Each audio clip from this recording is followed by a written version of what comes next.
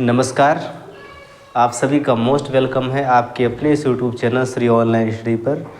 भारत के भूगोल में हम लोगों ने प्रीवियस लेक्चर में जो है उत्तर के विशाल मैदान के बारे में डिस्कस कर लिया है। उस वीडियो को आप प्लेलिस्ट में जाकर अच्छे से देख लीजिए, वहाँ से भी बहुत सारे क्वेश्चन आपके कॉम्पिटिटिव एग्जाम से बनते रहते हैं। चलिए आगे की क्लास कंटिन्यू की जाए। आज का टॉपिक रहेगा जो है प्रायद्वीपीय पठार। प्रायद्वीपीय पठार, प्रायद्वीपीय पठार। प्रायद्वीपीय पठार जो है इसका अगर लोकेशन देखा जाएगा तो इसका लोकेशन आप इधर देख पा रहे होंगे कि इसका आकार किस तरीके से है। तो इसका आकार है त्रिभुजाकार, ठीक है। तो देखिए मैं इससे संबंधित इम्पोर्टेंट फैक्ट लिखते चल रहा हूँ। इसका आकार किस तरीके से है भाई, तो इसका आकार है त्रिभुजाकार। त्रिभुजाकार। इसका जो निर्माण है, इसका निर्माण जो है ये गोंडवाना क्रम की चट्टानों से हुआ है।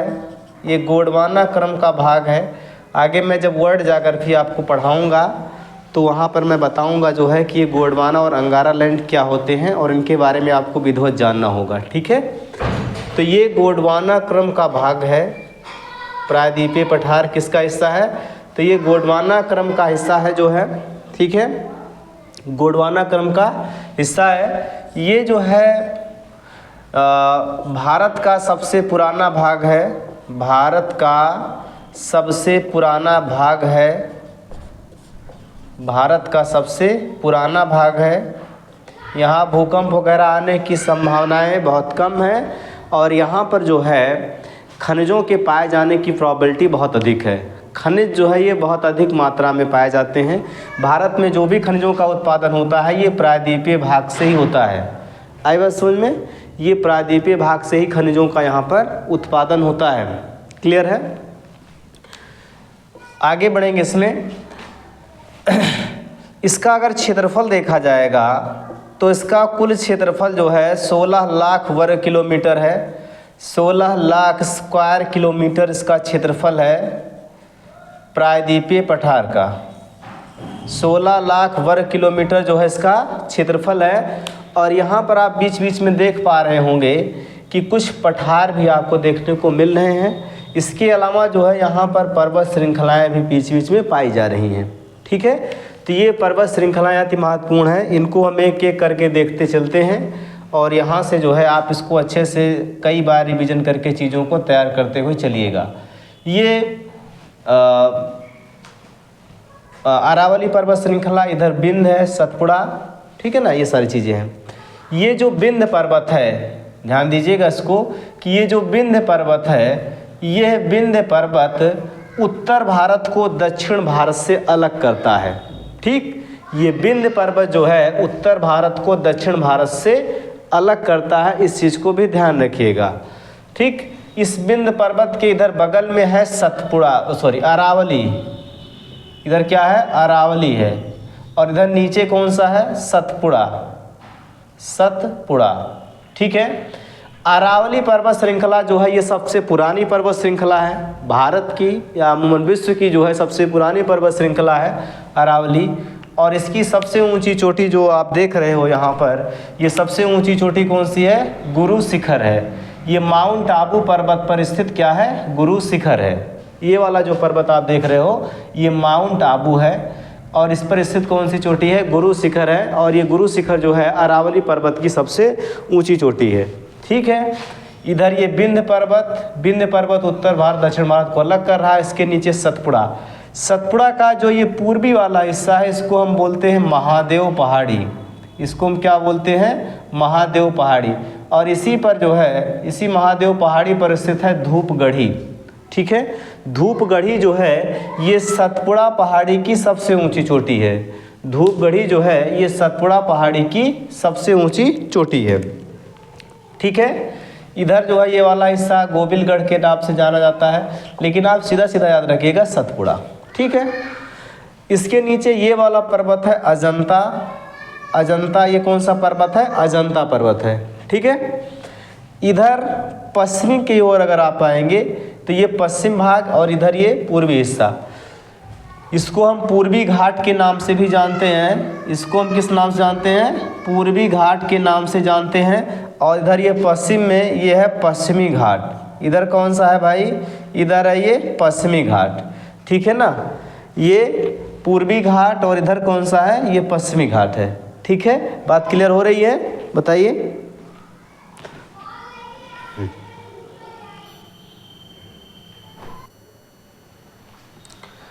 इधर आगे देखिएगा फिर ये जो पश्चिमी घाट है, पश्चिमी घाट एक भ्रंश कगार के रूप में है, एक जो है दरार के रूप में है। ऐसा माना जाता है कि ये वाला हिस्सा अफ्रीका से टूटकर आया और इधर एशिया के साथ जुड़ गया। तो ये जो पश्चिमी घाट है ना, यह क्या है भाई? तो यह एक भ्रंश कगार है, पर्वत नहीं है, एक कगार है। जैसे कहीं से दो चट्टानें टूट जाती हैं तो एक कगार बन जाती है, उसी तरीके से ये पश्चिमी घाट क्या है? एक भ्रंश कगार है, ठीक है। इसकी ऊंचाई ज़्यादा है और ये पूर्वी घाट की ऊंचाई जो है वो कम है, ढलान कम है, ठीक है ना। आगे देखिएगा यहाँ पर ये जो पश्चिमी घाट है, ये पश्चिमी घाट जो आप देख रहे हो, इस पश्चिमी घाट की सबसे ऊंची चोटी जो है ये कलसूबाई है। ऐसा किया गया इसमें जो है, इसको दो हिस्सों में बांट दिया गया, इधर उत्तर वाला उत्तरी और इधर वाला दक्षिणी पश्चिमी घाट, ठीक है। उत्तरी पश्चिमी घाट की सबसे ऊंची चोटी कलसूबाई मानी गई और ये दक्षिणी पश्चिमी घाट की सबसे ऊंची चोटी कुंद्रेमुख मानी गई। लेकिन जनरली जो एग्ज़ाम में पूछा जाता है कि पश्चिमी घाट की सबसे ऊंची चोटी कौन सी है, तो वो कलसूबाई ही ऑप्शंस में देते हैं, ठीक है। कई बार एग्ज़ामों में सवाल पूछा गया है और अमूमन किताबों में लिखा भी हुआ है कि पश्चिमी घाट की सबसे ऊंची चोटी कौन सी है, तो ये कौन सी है भाई? तो ये है कलसूबाई, ठीक है। महाराष्ट्र में स्थित है, हरिश्चंद्र पर्वत श्रृंखला पे। इसके बाद नीचे चले आइएगा, जो है यहाँ पर आप देख पा रहे होंगे इस वाले एरिया में, यहाँ पर पश्चिमी घाट और इधर वाला ये पूर्वी घाट आकर ये मिल रहे हैं एक पर्वत के रूप में। और इस पर्वत का नाम क्या है? तो इस पर्वत का नाम है नीलगिरी। क्या नाम है? नीलगिरी। मैं ब्लू कलर से ही लिख देता हूँ, नीलगिरी इसका नाम है। और ये जो है पूर्वी घाट और पश्चिमी घाट का नोड है, गांठ है, ठीक है। पूर्वी घाट और पश्चिमी घाट का मिलन बिंदु अगर आपसे पूछा जाए तो ये है नीलगिरी, ठीक है। नीलगिरी किस राज्य में है? तो नीलगिरी है तमिलनाडु में। ये पूरा का पूरा एरिया जो है ये किसका है भाई? तो ये पूरा का पूरा एरिया यहाँ से लेकर ऐसे ये पूरा का पूरा एरिया जो है ये है तमिलनाडु, ठीक है ना।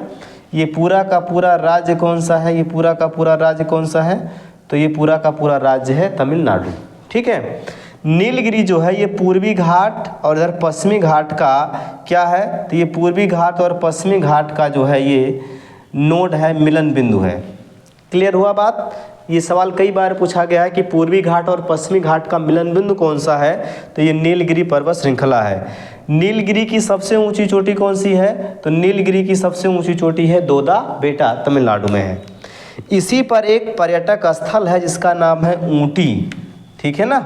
इसी नीलगिरी पर्वत श्रृंखला पर एक पर्यटक स्थल है जिसका नाम है ऊटी या ऊटक मंड, ठीक है ना, ऊटी या ऊटक मंड, ठीक। इसके नीचे आ जाइए, इसके नीचे आपको ये वाला पर्वत देखने को मिल रहा है। ये वाला पर्वत का नाम है अन्नामलाई। ये कौन सा पर्वत है भाई? तो ये पर्वत है अन्नामलाई, ठीक है, अन्नामलाई, अन्नामलाई। और इस अन्नामलाई की सबसे ऊंची चोटी जो है ये है अनाईमुदी।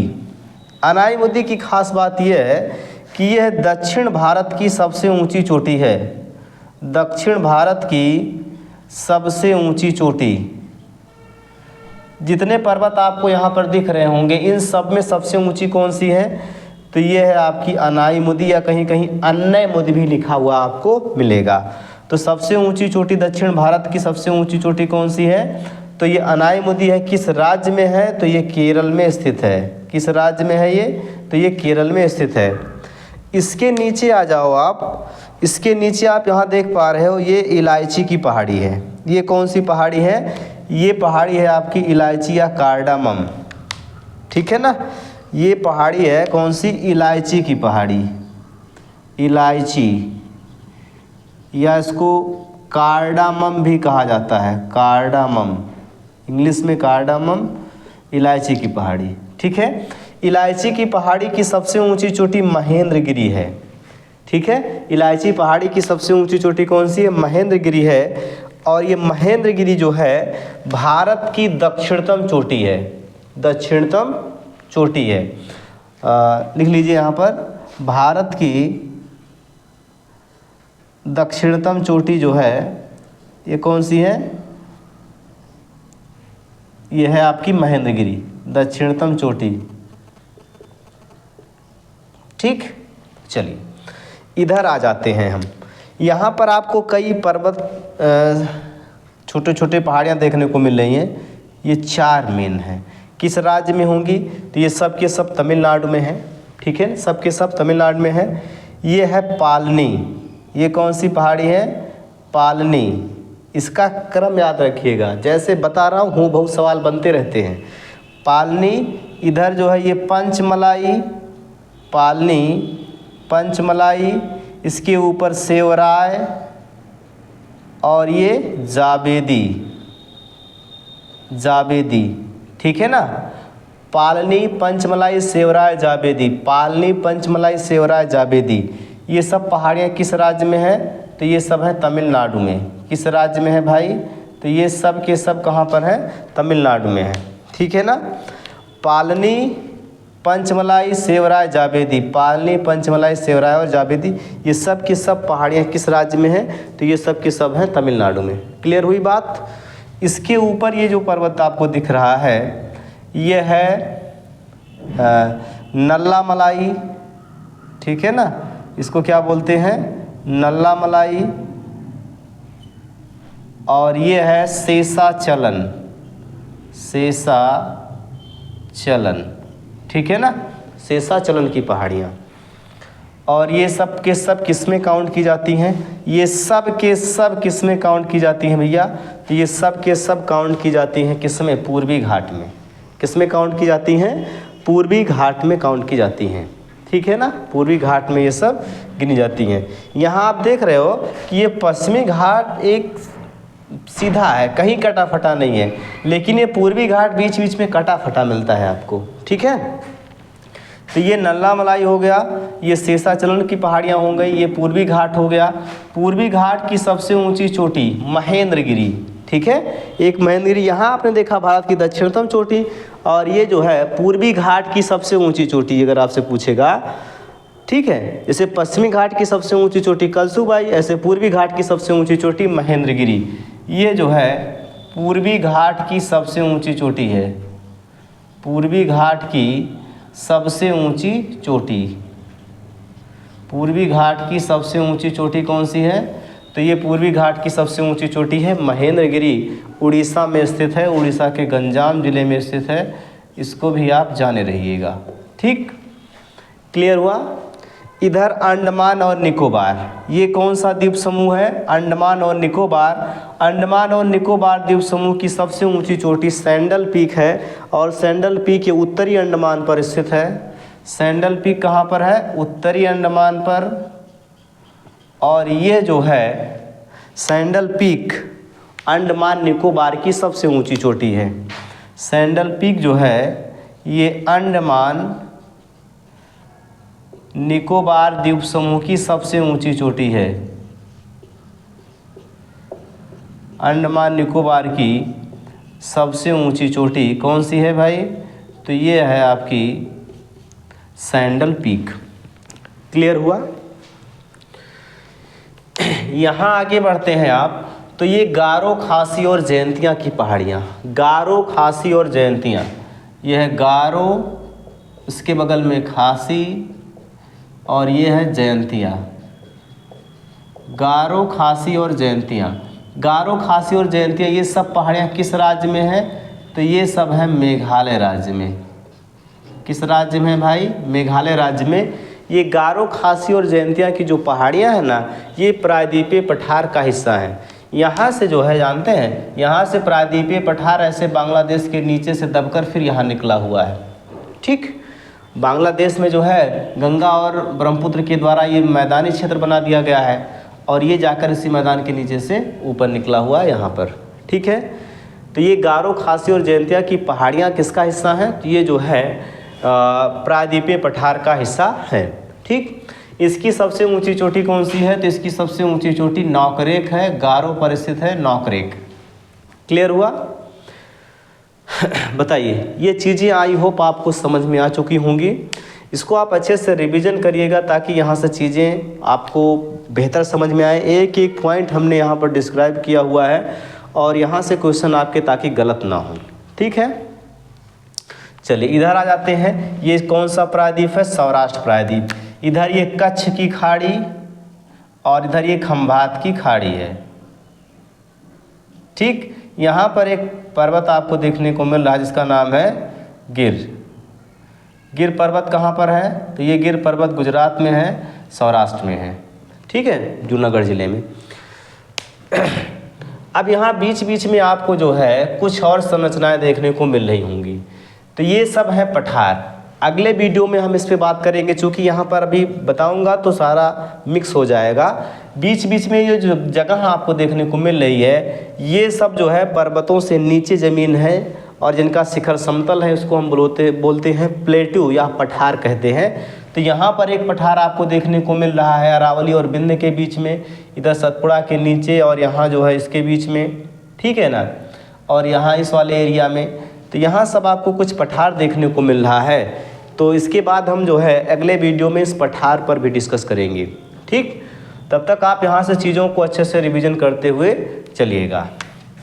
इधर गुजरात में एक स्ट्रक्चर है, ये कच्छ का रण, एक दलदली क्षेत्र है जिसको हम बोलते हैं कच्छ का रण या कच्छ का दलदल। ये जो है गुजरात में है और ये ज्वारीय वनों से युक्त क्षेत्र है। ठीक है, जैव विविधता के लिए भी प्रसिद्ध है। तो इसको हम आगे पढ़ते चलेंगे। आज के लिए इतना रखिए, बाकी हम मिलते हैं जो है कल की क्लास में। तब तक आप इसको अच्छे से मैपिंग करिएगा और इसको जो है अच्छे तरीके से रिवीजन करिएगा ताकि आपके एग्ज़ाम में क्वेश्चन अच्छे से बन सकें। ओके, थैंक यू सभी को।